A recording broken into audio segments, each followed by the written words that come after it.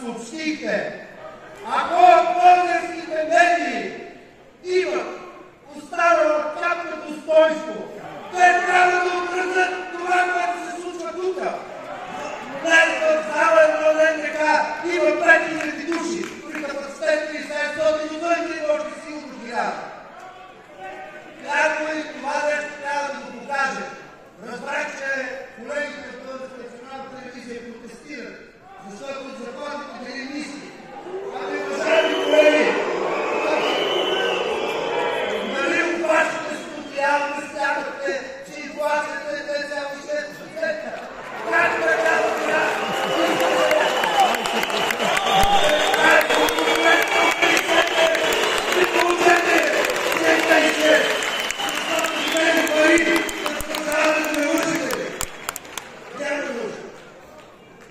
Петата точка е оставка на това правителство. Оставка!